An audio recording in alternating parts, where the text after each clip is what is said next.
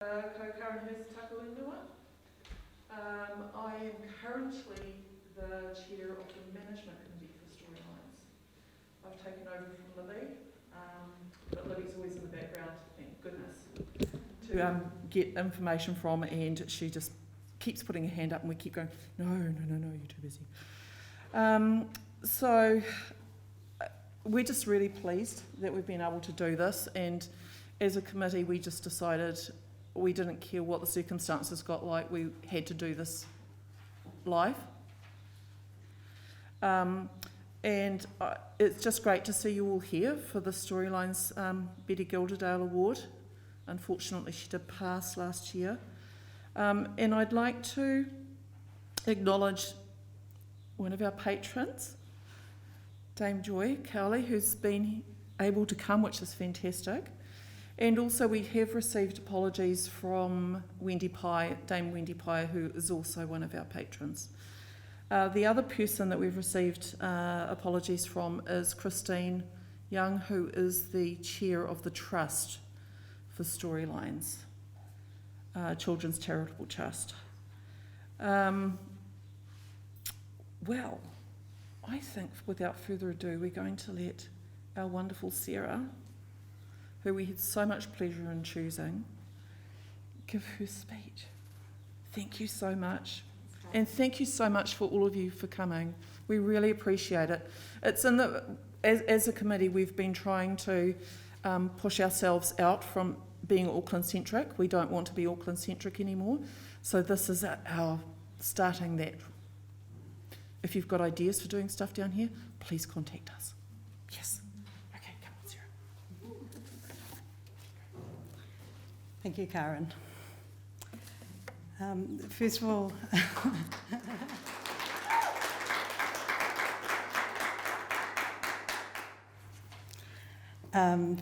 I'd just like to thank the iwi, who are kaitiaki of the land here in Wellington, Te Atiawa, Taranaki, Ngāti Toa Rangatira, and Muawa Poko, and also to the Presbyterian Church, who are kaitiaki of this building. My lecture, I'm Sarah Forster. My lecture is called A Changing Landscape of Good Books. Hello, tēnā koutou, talofa lava, kia orana, whakaalofa lahi atu, bula vinaka, malo elele, and warm Pacific greetings to you all.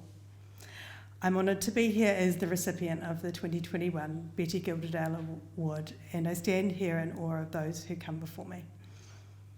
This is the first lecture in Betty's name since she passed away in July last year. So thank you to Storylines Children's Literature Trust for naming this award for her all those years ago, so we can remember her for her fine contribution to our children's literature. She and Ellen were some of the first people to welcome me to my first Scholastic New Zealand pre-awards party for the New Zealand Children's Book Awards, and I was grateful to them for that warm welcome to the community that I love. Before I begin my lecture proper, I just want to thank my husband Gary, sons Dan and Alex, my parents Sue and Robin Hughes, my two former managers Noel Murphy and Lincoln Gould, and my friends, particularly Jane Arthur, my co-founder of The Sapling. I'm here today to speak to you about my love of children's books and how I've seen the landscape of children's books change and how what makes a good children's book has changed. It's easy to say that good storytelling stands the test of time, but when we realise the storytelling in words or images is hurtful and gratuitous to anybody in our society, as recently happened with several of Dr. Seuss's titles, we can't be afraid to pull them from publishing lines and say, not for my kids. We can't nurture our classics, come what may. I also want to talk about the way in which our values as a society have changed what we view as good, while reflecting on my life of books. Here in Aotearoa, many Pākehā like myself are on a journey of realisation that not everybody is treated the same in our media, in our lives, or indeed in our literature. I strongly believe that all children and young people, no matter their race, religion, country of origin, skin colour, gender, who they have a crush on, should see themselves reflected in a book. But first, a little bit about myself. I am an elder millennial and an only child. I whakapapa back to Welsh Hughes's and Thompsons, Irish Sweeneys, Scottish Orfords and English Hamptons. Both my parents and most of my grandparents were born here, and my first relations came here in the 1870s on the bark Cordelia and settled on the lands of Ngai Tahu in Dunedin. I was born in Southland, but I spent no time there, instead moving between Collie in Western Australia and Westport before moving back to Collie, then Westport again, and soon after that going to boarding school in Christchurch. My dad was a coal mine manager, and my mum later became an enrolled nurse working in rest homes. It's just to satisfy those who may be watching, who are from Christchurch and are wondering, I attended Catholic Cathedral College and lived at the former Sacred Heart Girls' Hostel on Morehouse Ave. And while moving back and forth between stages of my life, I found my home in books. I grew up reading constantly. I read everything I could get my hands on. I was obsessed. I read the shampoo bottles. I read cereal packets. I'm pretty sure that idea came from Ramona and Beezus. I read road signs. When I was 13, my parents took me to the UK where we did a lot of driving on very crowded roads, where I read whatever book I'd picked up from the B&B we stayed in the night before. And my parents informed me that the group views were great. My earliest author obsession, like millions before me and millions since, I assume, was Enid Blyton. It was fortunate for my parents she was a prolific writer, because I was consuming 1 or 2 of her books a day from an early age. As this lecture is about what makes a good children's book, let's just ask whether we can still say her books are good. Can we? I mean, they were beloved for a reason, and they still are, but they wouldn't be written with the cultural norms of the 1920s to the 1960s now if they were written for our audiences in 2022. And if I reviewed one now with my own sensibilities, I think I'd probably get a pissed off email. Sorry, I'm just going to grab my water. I read The Faraway Tree to my older boy, Dan, but when I did so, I edited it on the fly, removing racist and sexist tropes. The boys spent a lot more time looking after the food and a lot less time deciding where to go and get what you want land. It didn't matter to Dan, he still followed the story and enjoyed the camaraderie of the children and the luscious descriptions of the food, even if I had to explain what lashings of cream meant. After Enid, I read hundreds of heavily marketed children's books of my era. For me, these included the Babysitter's Club books and the Sweet Valley series, as well as a series some my age will remember called The Gymnasts. I also read Trixie Belden and was obsessed for a time with Archie comics. I must say it's slightly bewildering to me that some of these children's books have been made into adult or older teen-only series on streaming TV. It's a bit weird. My first memory of reading about the book I knew was by a New Zealander was The Door in the Air and Other Stories by Margaret Mahy. And other books that beguiled me included Elena by Tamora Pierce, Anne of Green Gables, and perhaps a little later, the Alex series by Tessa Duda.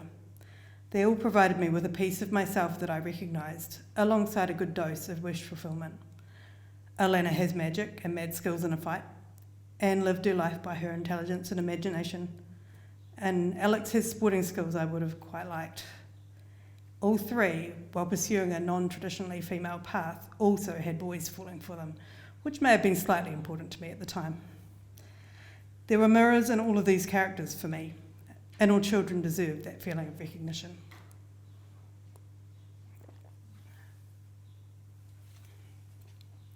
As many of the authors here in the audience today will remember, I began my involvement in New Zealand children's books at the Book Council, which is called Read NZ now.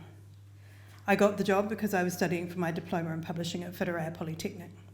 Through the same channels, I also volunteered for the first time on the Wellington Storylines Festival Committee. My first big project at the Book Council was coordinating a 26 author tour around 26 regions of Aotearoa for the New Zealand Post Children's Book Awards tour. My previous job has been as a PA to the CEO of an airport company, so fortunately I already had the diplomacy skills required to negotiate with authors and coordinators to fit them together. For the first time that year, I read every book I could get my hands on by the finalists. I remember being utterly blown away by Bernard Beckett's Genesis. Carl Mewburn's Kiss Kiss Yuck Yuck was familiar and hilarious, though in hindsight it does relate to an alarming lack of bodily autonomy from the child. And I loved Ben Galbraith's The Three Fishing Brothers Gruff. And through this membership of the Storylines Committee, I met the legendary Barbara Murison, along with Fifi Colston, Maureen Crisp, Catherine Carmody, Adele Jackson, and others, when I helped to plan, set up, and run a room at the Storylines Family Day. I think it was at the Wellington Town Hall that first year. Our visiting international author that year was Sean Tan, whose books showed me, as well as many others, that picture books could be for adults as well as for children. And importantly, that they could say something about our world that people may not want to hear. Storylines also gave me the opportunity to meet Tessa Duda, of course. I recall one year sitting on the sidelines before the family day, blowing up balloons beside her, considering my adult self from my child self's perspective and just shaking my head in amazement, as I do with Dame Joy Cowley right here in the front row, I must say. My first full-time year at the Book Council was 2008 as the Writers in Schools Administrator. And this happened to be the first time Gecko Press I'd been able to enter the Book Awards. Previously, they'd been concentrating on international publishing in English. With the first New Zealand author's book, Snake and Lizard, by the legendary Joy Cowley and Gavin Bishop, and that promptly won the overall Children's Book Awards. I knew Gavin's earlier Māori myths and legends from my Westport school library, and I knew Joy's writing from school journals, particularly for Greedy Cat. Between them and Morris G, whose Half Men of O series I once devoured, suddenly I was in the territory of working with people I had adored for a long time, and a career in books beckoned. This was my first little side mission. I'm just going to go on a little side mission to fangirl over Gecko Press and the positive impact they've had on the New Zealand children's book industry, and how they introduced another type of good to New Zealand children's books, good design. Julia Marshall began Gecko Press in 2005 and brought to the New Zealand publishing industry a focus on beautiful design, both for covers and internal illustrations that previously hadn't been as prominent. And this was influenced by Julia's time in Europe and by her experiences buying English publication rights at the Frankfurt Book Fair. It was helped, of course, by Luke and Vida Kelly. Vida had begun as a book designer and publisher in the UK, and she and Luke Kelly moved here around the time that Gecko set up. I found this quote on Gecko Books' website from John McIntyre, and I think this was true. There is a robust nature to the books Gecko Press has published, a strength, a quirkiness, and a depth that we have lacked. And over the subsequent 17 years, Aotearoa's publishers have had to upgrade their design to compete in that same market with Gecko, with the international publishers, who themselves uphold the incredible design standards. That meant dropping old-fashioned borders and domineering logos, getting covers spot on, and getting the details absolutely right. In introducing books like Death Duck and The Tulip to our local audience, Gecko also encouraged publishing about serious subjects, like death. And The Wonderful Old Hoo-Hoo by Kyle Mewburn, published by Scholastic, also tackled this topic and won the top prize in the Children's Book Awards in 2010, I think. They also introduced publishing for a toddler audience in board book format with The Noisy Book, and later Here Comes the Wolf, and many others. And that wasn't to say board books didn't exist prior to this from New Zealand publishers. It was only that they were often cut-back picture books. It is still rare in New Zealand publishing to see a board book published without having sold thousands of a picture book, largely, I suspect, due to the cost involved. It just needs to be a sure thing. Gecko always had a global view of the market that many couldn't afford to assume. In my early career, I had the pleasure of taking authors on tour at least twice a year and arranging dozens of others. When I started, this was for the Sky's the Limit When You Read tours, organised alongside the wonderful regional National Library Schools coordinators.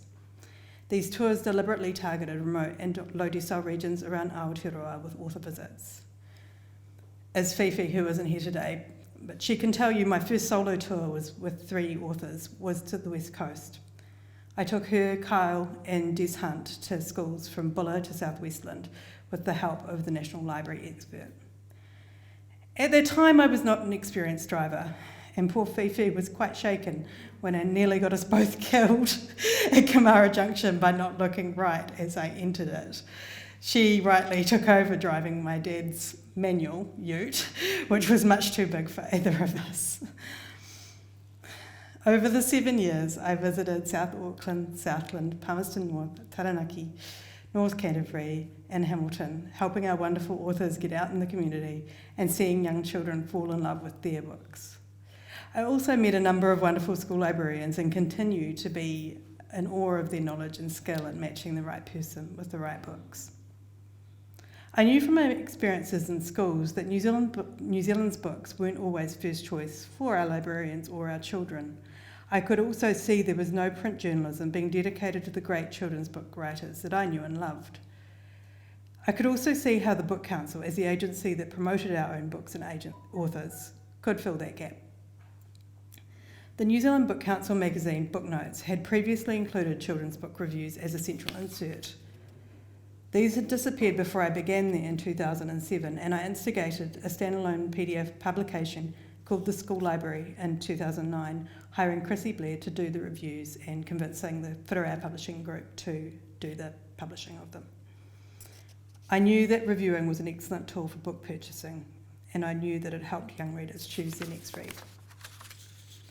This particular period was a great time for rhyming picture books, but then I was having young children at the time, so I would say that. Kyle Mewburn with Duck Stuck, Diana Neild with Piggity Wiggity Jiggity Jig, Juliet Mackaywa with her Marmaduke Duck series, Sally Sutton with Roadworks, Eleanor Diderot with Rain Train, and of course Betty herself. It was also a great time for YA fiction, with Fleur Beale, David Hill, Anna Mackenzie, Kate de Goldie, Mandy Hager, Tanya Roxburgh, Bernard Beckett, Ted Dorr, Morris G. They were all competing in that category of the Book Awards. There were several great 3-book young adult series then also, including the Salt Trilogy, the Sea Wreck Trilogy, the Banquo Trilogy, the Juno Trilogy, and the Blood of the Lamb Trilogy, which I've just reread and it really does stand up. It's wonderful. The only thing missing was a view that was not rooted in a comfortable, privileged Pākehā world. Well, there certainly were Māori authors, with a few exceptions like Gavin, Patricia Grace, Robin Kahukiwa, Melanie Drury, Tim Tipene. They just weren't being recognised, and they weren't being publicised by mainstream awards and media. I can look at a New Zealand Post Awards lineup from 2009, see no Māori authors, no Pacific authors, no Asian authors.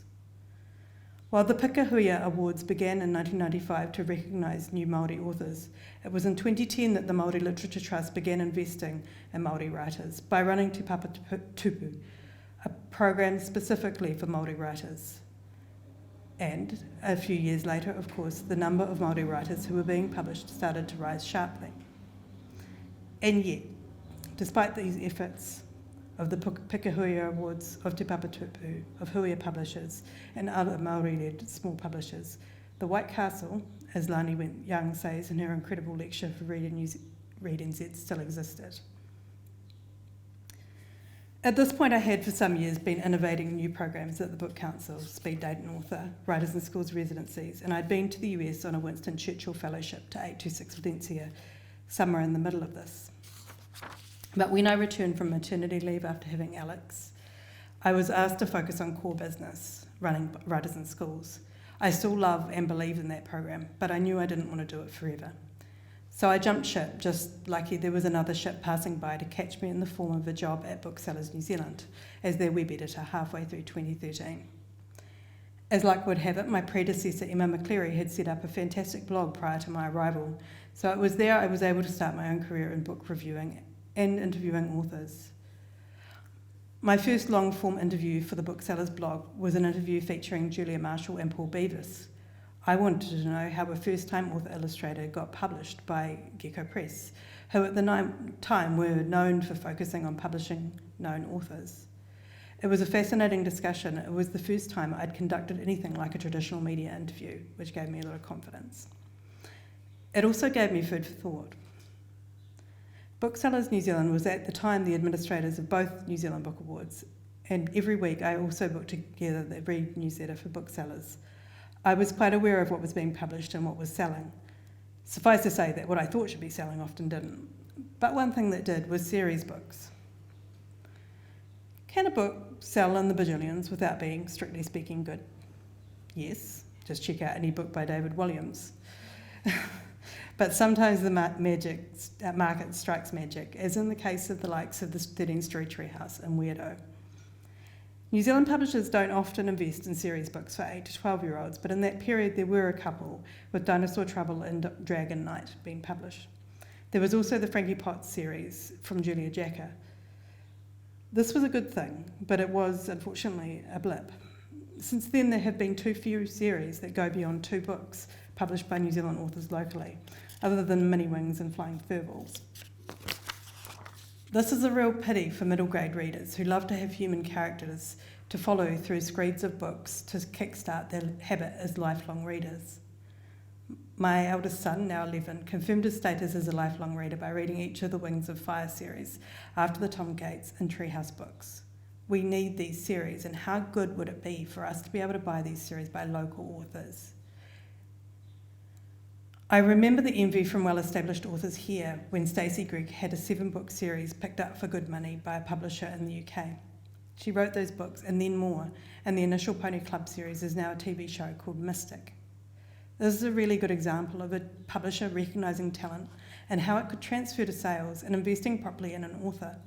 There are many more of these internationally, but not so much locally.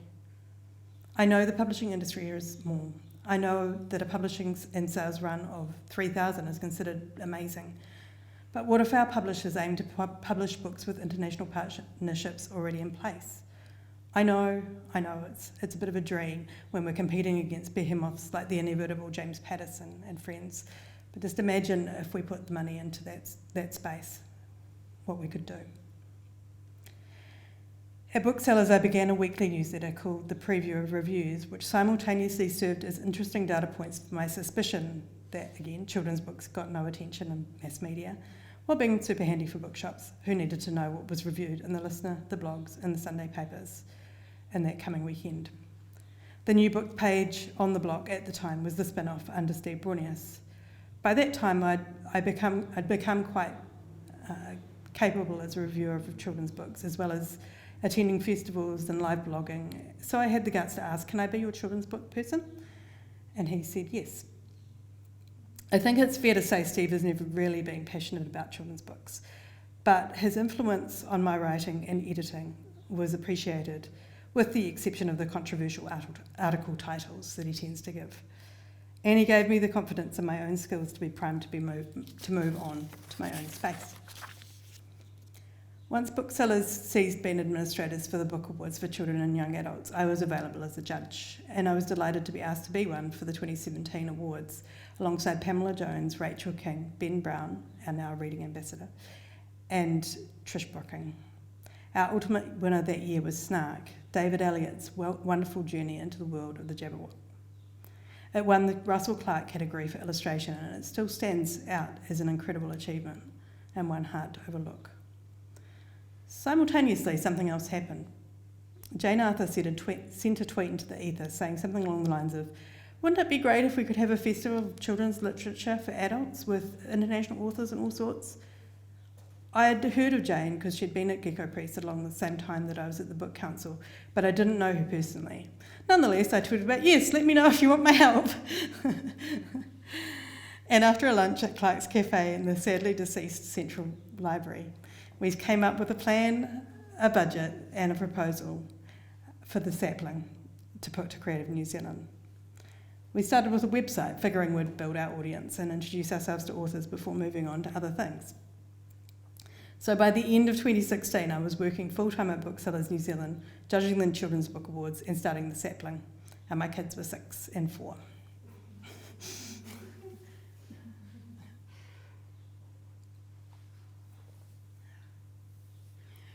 We started the sapling because, as I've said about 3 times now, mainstream media didn't care about children's literature, but we did, a lot, and so did many people we knew. We got Jane's sister Tabitha to design our brand, then created a schedule that had about a dozen repeated features, interviews with authors, illustrators, school librarians, reckonings, co-interviews, reviews, and Giselle's drawings included to sit alongside one-off essays. I was so excited to secure John McIntyre at the time to write a Dear John column for us, answering parents' questions about the next children's books for their children. I've never been so terrified as when I had to pitch up at the children's bookshop to ask. I did it in person because I knew he'd appreciate it, hoping he wouldn't tell me that Jane and I had no business setting up something like this. But he was very supportive, of course. As it happened, the first few months of the sapling coincided with the death of two of our children's literature greats here in Wellington, first Barbara Murison and then John himself. And the impact of that in Wellington was of two tōtara falling. But the sapling, we went on. In our first year of Te Wiki o Te Reo Māori, we hired Nadine and Hura to edit our coverage of Māori children's literature for that week.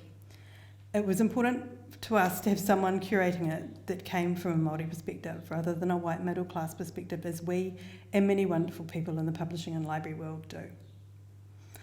In the subsequent years, we had Vinnie Olsen-Reader and Kura Rutherford pick up this role. Thanks to Nadine and to our third editor, Talia Kehoe-Rowden, and to a network found online in the brilliant and amazing Mothers and Writers group, we continually and deliberately grew our writing and editing pool to become more representative of the world around us. In early 2019, Jane left the editing group, so I invited Brian Lowry on as editor. We then asked Silly Simpson to join, and she did. And then in 2020, I invited Nita Fiazi to come on board as Talia was ready to move on. I could talk forever about the sapling, but let's talk about a few things that have happened in the industry while we have existed. First, let's talk about the rise in the number of books published in Te Reo Māori, which is extremely welcome, of course. It began with bilingual board books, the likes of Reo Pepe, and then that theme was taken up and done in different ways by Te Papa Press, Penguin Random House, and other publishers.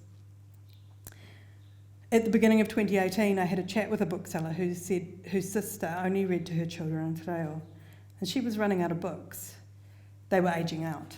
At the time, along with board books, much of what we saw published in trade were picture book translations, which were wonderful, mostly by Scholastic New Zealand and Huia publishers, and then Gecko Press, One Tree House, and Oratia Press. 2019 saw AUP begin their Kotahi Rao Puka Puka series, beginning with Harry Potter Ne Te Whatu Manapau. Huia publishers started to set a faster pace for their translation and added translations of classics like Room on the Broom, He Wahi Te Puruma, as well as upping the number of junior fiction titles they were translating into Te Reo Māori. Just a fangirl over Huia for a little longer. They are publishing incredible work right now, particularly in the junior and middle grade fiction space. Steph Matuku, Lauren Keenan, Shiloh Kino, Ben Naya, Ataria Sherman, and TK Roxburgh, with her Margaret Mahy Award-winning Charlie Tangarua and The Creature from the Sea. It is great to see them capitalising on these authors coming out of Te Papa Tupu alongside others, and it's great to see the recognition and the awards this is earning them. And as far as picture books go, Huia were responsible for introducing Sasha Cotter and Josh Morgan to one another, and we all know how well that is going. It's going like the bomb. Other publishers are also publishing great middle grade fiction, much of it set in fantasy worlds, but some, like Tui Tales, set here in Aotearoa. Gecko Press is also notable for their gorgeous middle grade stories, from Barbara Else, Ellis Hunter and Joy Cowley, and even branched out into graphic novels with Jonathan King. How about the rest of the books? Non-fiction books got bigger and more beautiful, going along international trends like Aotearoa and Atua by Gavin Bishop. And we've also followed trends here around biographical anthologies with Kia Kaha. In picture books, illustrations that may have been monocultural became multicultural, with headscarves, positive recognition of disabilities, and even some queer representation, though not enough by any stretch of the imagination. Publishers also reliably maintained a stream of books featuring native birds, many of them wonderful. There were even a couple of huge international hits with Dawn Macmillan's Bum Books and The Donkey Who Shall Not Be Named. Of course, publishers don't always get it right. I wasn't just being hyperbolic in my essay on Newsroom a couple of months ago when I said there is an ugly side to some of our children's publishing, caused, I think, in part for perspectives of those who are looking for commercial value without paying enough attention to the important things, ensuring our children grow up without accidentally being fed bigotry by the books they are reading. As you know, this is by no means a New Zealand only problem, but these are our young readers, and we need to care for their minds. We also need further commitment by larger publishers to prioritise diversity in hiring and to invest in authors that are from underrepresented communities. While Penguin Random House is sponsoring a Māori Pacifica intern and funding them to complete the diploma in publishing at Whitirea for the second year this year, this needs to go further. And more than that, I feel like we need to see slower publishing if it means being able to invest in talent. Or perhaps we need more publishing staff. I don't know, but we need something. Right now, our authors put manuscripts forward to some publishers and have to wait 10 months just to be told they need more work. In this current market, especially with Amazon biting at their profits, publishers don't have the money to allow talented commissioning editors to pick up a manuscript and say, this has promise. I'd love to see more editor-author partnerships with publishers being funded to give authors money to live on while they're getting their stories absolutely match fit, so the artists themselves don't have to fill out the dreaded Creative New Zealand application form on that portal, the beloved portal. All children deserve to see themselves in a book, so let's talk about the other populations and whether we are there yet in terms of acknowledging the part they play in making our Aotearoa what it is. Pacifica Publishing here is currently ramping up. Little Island Books was the first imprint within New Zealand to specialise in own stories from the islands. Then reading warrior David Riley began to publish non-fiction to fit this space, seemingly 3 at a time. And Lani Went Young began e-publishing Pacifica YA series Telesa, which recently celebrated 10 years and continues to this day. At the picture book end of the scale, we also have Dahlia Malialu publishing picture books in Gairana, Samoa. I should note both of these authors have had to make their own opportunities, only later getting the support of mainstream publishing, and I would argue that's not really good enough. One Treehouse charged out of the gates when they began, publishing in many of the languages that people in Aotearoa speak. And they've also picked up Lani and Dahlia and published print copies of many of their books here, which is really good.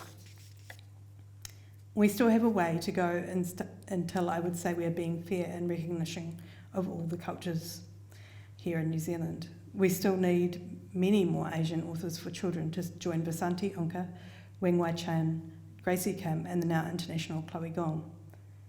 We have also fortunately got Swapna Haddo to call our own, which is fantastic. And there's a big gap in the market where other religions might sit, as my co-editor at The Sapling, Nita Fiazi, has pointed out. I'd love to see stories celebrating more than just our Christian normative cultural institutions.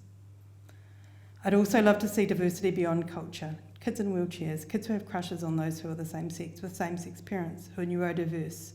The growth of this is yet to be seen. I can name 1 or 2 in each of these categories, but I know we'll get there, and in a decade, our industry will be more representative than it has been ever before. Good books reflect the best parts of our world and tackle the worst parts with skill.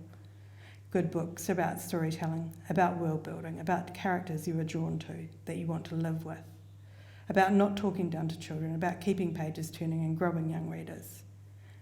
We need these books to reflect our cultural diversity, and they can come from anywhere and anybody. But us Pākehā, we owe it to the ancestors of this land to listen and grow and do better. Good books grow well-balanced humans. Not like the misguided folk down in Parliament right now. Thank you.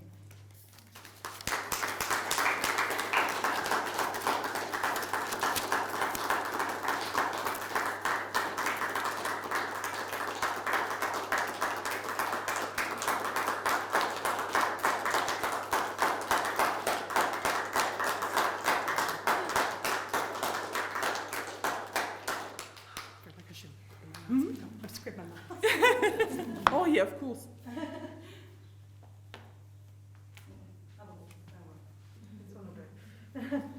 Sarah, that was marvellous. Thank you so much. And thank you very much. And thank you very much. Beautiful, thank you. Thank you. It was so opposite that what you were saying about series and what have you.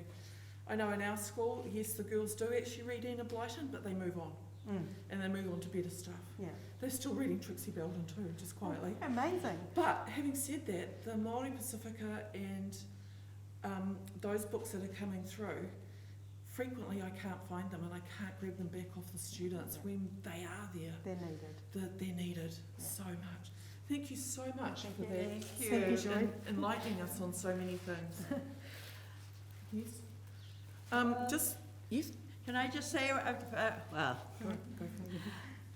I'm going to pull this down a wee bit. Kia ora, he honga. E me kia ora tamariki mā.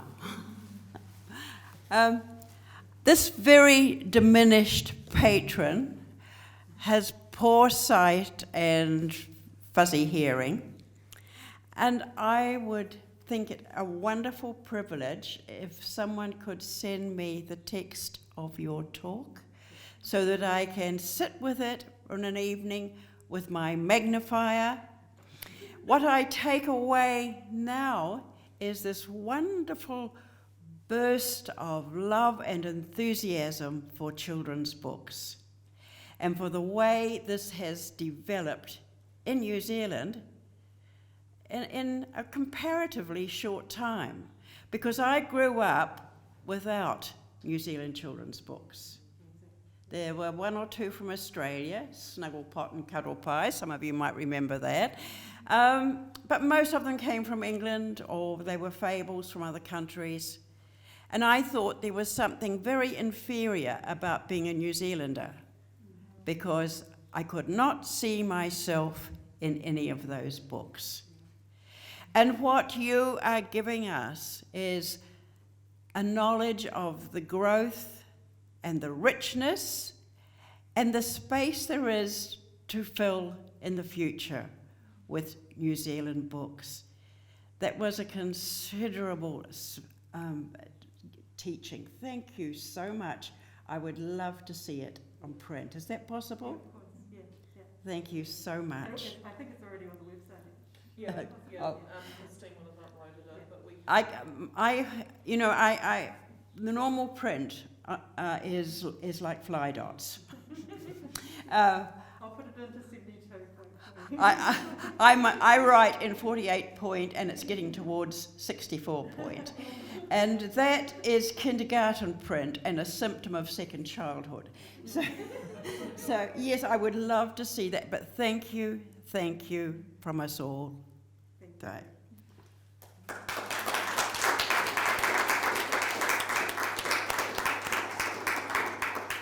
what I am going to do is to read out what's on the certificate. And I think most of you will know what this award is, but I'm going to just enlighten those that don't know. So the Betty Gilderdale Award was established in 1990 by the Children's Literature Association of New Zealand, and that was to commemorate the achievements of her as an author and as an academic, and to honour distinguished long-term service to the development of children's literature and literacy in New Zealand. And it is awarded to you, and the speech that you've given us has shown us the impact that you've had and the opportunities you've been able to see to try and push that forward, and we'll continue to do that because we can't help ourselves, can we? Not really. And it goes on to say, so for your skill and your energy that you've brought to positions from 2007 as administrator, communications advisor and advocate for children's and young adult books in New Zealand, notably for writers in schools for the New Zealand Book Council, Now Read New Zealand, Te Pau Muramura, with Booksellers New Zealand, all of these things that you've told us, and as the founding editor of the acclaimed website Sapling, as a judge for the New Zealand Book Awards and young adults, and your many years of volunteer service for Storylines, and so we just are so privileged to be able to give this to you. Thank you. And thank you for that speech. Now, the next thing that we're here for is the Notable Book Awards for the year. And on your, you should have a list there on your chairs of those that have been awarded or have been highly commended for the 18 months. It was 18 months last year, and this year it will revert to 12 months. And we're just getting the judging panels together at the moment to rock into the next round. And I have to say, I've been doing YA for quite a few years, and last year was stunning. There were so many. It was absolutely stunning. And I know that Tessa commented on the non-fiction as well. There was just so much published in that time that we just found fantastic. So what I'm going to do is just give out these certificates to the people that are here. You've got the lists that are there. And I'm going to start with picture books. However, having said that, the first person was supposed to be Melinda, who is AWOL. We don't know quite what happened to her. She usually will actually tell us, or inform us if she can't make a position, an event, which she signed up for. So she's been quite prolific, actually, when you look through that list. She appears at least 3 times. Yes, twice for actually getting an award, and the third one's highly commended. So that's an astonishing amount of work to get out in 18 months and have published. It's phenomenal when you consider that she's also doing writing with students as well, and many other things, and very busy person. Batwing, that's her too. Right, we're going to move on to junior fiction, and this person I know is here. So, Anne-Marie Scott, would you like to come forward and please receive your certificate? I mean, Marianne. Oh, I'm so sorry. I keep doing that to Marianne's and calling. I'm so sorry. It's absolutely fine. No, it's not. It's a terrible name. No, it's not. I just know many Anne-Marie's as well as Marianne's. And Don't ever hyphenate your children's names. Oh, too late. It's too late. Well done. And I actually can't wait to read your next one, which will be fantastic. Now, moving on to the young adults. Did Pamela make it? No? Oh, no. Okay, so we did have one for Pamela. Hello Strange, I have to say, is being used by our Year 11s. And I said to someone beforehand, and on the back of what you've said, Sarah, about children's literature, in New Zealand, our Year 11s with the new curriculum in English have to read a New Zealand fiction book, so that means they have to read at least YA. And we've got 6 classes that are doing that, and our library had enough and more for the students to be able to read and have a really good cross-section of books to be able to read from. So that was actually quite exciting to be able to do that just from our library. And one of those books was Hello Strange. The other one, Christina? Yes, Sanders, that's right. So Christina, yours is also being used, which is wonderful. So congratulations. Thank you. Thank you. Oh. Okay, and we don't have anybody for. Oh no, here we go. So for the Te Reo, it's actually Melinda again. So unfortunately, we'll take those back with us. And then we'll get on to the non-fiction, and we have Dahlia. Well done for your going to Te Papa, Asianga. Well done. Thank you so much. Well done. Oh, we're not supposed to be doing that, are we? We've been. Yeah, but sorry. No, we've got sanitizer out there, I think. And those are the only ones, unfortunately, we've been able to give out today. Oh. Huh? Oh, illustrator. Right. Yes.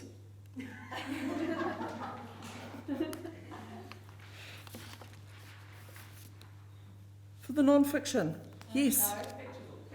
Picture books. This is where I stand. No.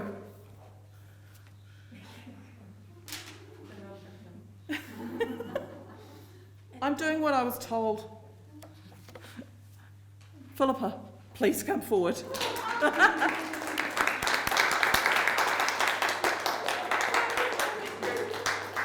and shake hands. Okay.